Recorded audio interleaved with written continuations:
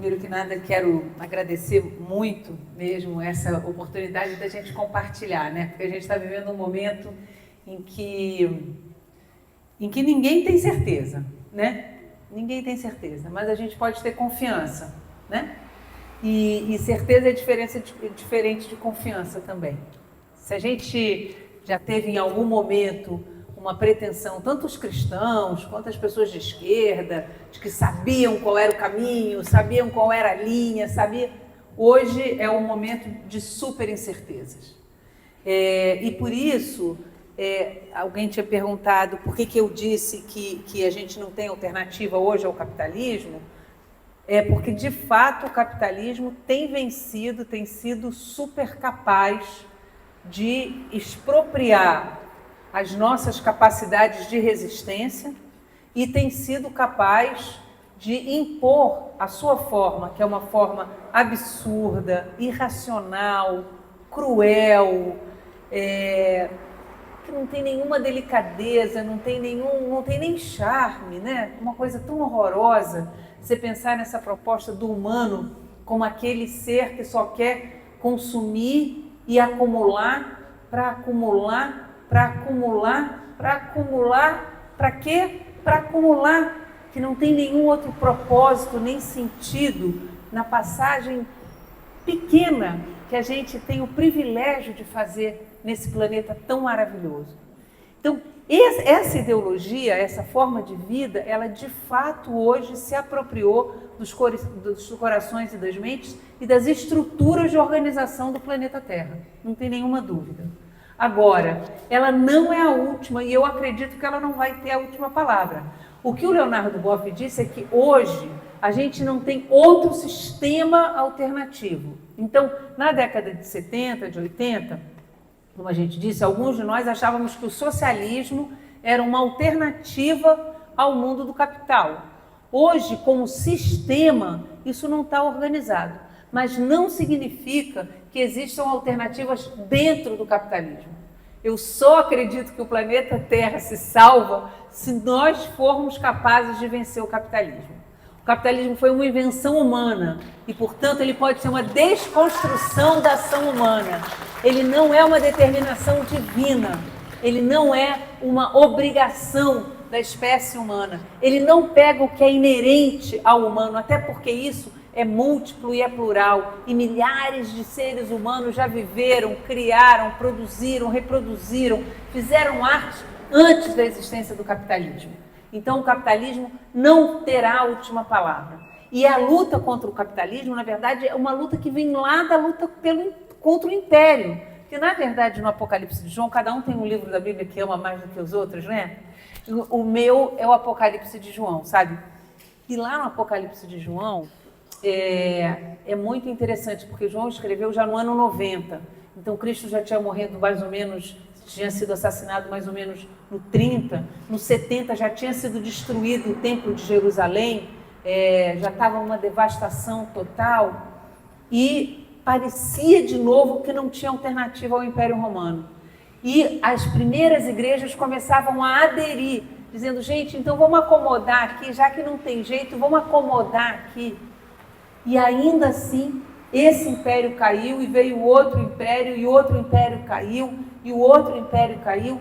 E a luta que estava lá, esse percurso, esse caminho, que é uma luta profundamente pacifista, porque Jesus, apresentado no Apocalipse de João, ele é o cordeiro que tem a marca da degola.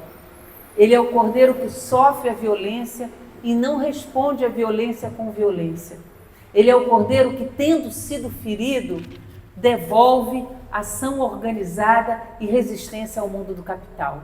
Ele é o cordeiro que denuncia que a aliança entre o poder econômico, o poder político e o poder religioso é devastadora para todos os seres que coabitam o planeta. É essa denúncia e a confiança de que é possível viver diferente, que é possível viver num planeta maravilhoso, cheio de bênçãos, de infinita bondade. E nesse planeta a gente não vai nem precisar dos padres. A gente não vai nem precisar dos padres. A gente vai poder ter o seguimento de Jesus como uma prática, como uma experiência, como um percurso, como um caminho amoroso. Então, existem alternativas, mas como o Rafael disse, elas estão hoje atomizadas e isoladas. O grande desafio é como é que a gente cria esse vínculo. E eu acho que não tem receita. O único caminho é seguir, tentar caminhando e juntando. Eu sair daqui sabendo o que vocês estão fazendo na resistência do parque, me faz mais forte para fazer a resistência do meu parque. Vocês aqui, fazendo a resistência do parque, me ajudam a salvar a terra. E eu lá, aqui, e lá, e lá, e aqui. E é esse vínculo que está para além das nossas ações isoladas e atomizadas. E quem vincula isso tudo? O grande espírito, o espírito vincula. Tem um grande intelectual brasileiro, talvez menos conhecido do que devia, o Antônio Bispo, que morreu no ano passado. O Antônio Bispo, uma vez falando, ele dizia assim, ele era um quilombola lá do Piauí, e ele dizia, sabe que uma vez eu fiquei impressionado pensando como é que a resistência acontecia, porque a resistência à escravidão sempre acontecia. Criavam canudos, derrubavam canudos, e a gente ia e se juntava em outro quilombo, e daí ia para outro, e para outro, e para outro. E ele dizia, eu ficava pensando como é que isso podia ter acontecido. Até que um dia eu disse, foi pela confluência, foi pelos espíritos que vão e que vêm, porque esses espíritos da resistência, eles se comunicam através de forças que são as forças da humanidade, mas são as forças que estão para além da humanidade. A confluência das lutas acontece no caminho das lutas. Ela não acontece antes porque alguém previu. O caminho de Jesus foi um caminho caminhado. Ele não fez teologia. Teologia a gente tem que fazer depois. Ele fez vida e fez vida em abundância. E é nessa confiança que nós somos chamados, não a viver sozinhos, não a fazer uma igreja para nós mesmos, uma casinha pequenina onde a gente se sinta confortável. Essa igreja que caminha junto e que, porque caminha junto na confiança de que Deus está com a gente, também pode levar a boa palavra e a palavra boa. Eu acho que hoje, uma das armas mais atrozes, não deu tempo para apresentar isso, que afetam a gente, é toda a lógica da tecnologia da informação, da inteligência artificial, das grandes redes de comunicação, desse capitalismo sem fricção que a gente vai vendo na internet e que a gente mesmo vai se entregando para ele. Todas essas são formas que a gente hoje precisa conhecer mais e melhor. E a gente conhece mais e melhor fazendo junto e fazendo em comunhão. Então, qual é o caminho hoje? É seguir caminhando, é seguir plantando e seguir esperando que dessa plantação o fruto seja dado para alguém que nos transcende, que a gente ainda não sabe quem vai ser. Não te preocupe a colheita, plantas para o irmão. É esse caminho dos pequenos gestos, dos gestos que estão ao nosso alcance, dos gestos das ações e de quem não desiste. De quem viu antes e continua com um sorriso.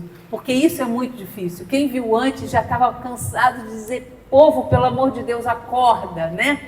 Então, não desistir é talvez a força mais propulsora, mais revolucionária e mais cristã que nós temos hoje. Não desistir e reexistir, e reinventar, e inventar um caminho novo para fazer nessa terra jorrar leite e mel.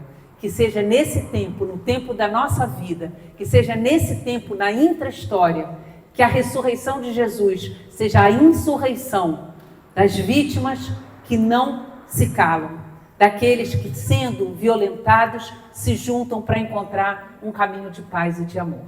E que a gente seja parte dessa história. Paz e bem. Não respondi a tudo.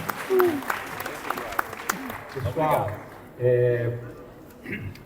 muito obrigado à presença de todos. A gente ficou com os celulares, os apps aí. O pessoal do movimento vai se comunicar com a maioria das pessoas, né, que deixaram o endereço. Boa noite para todos.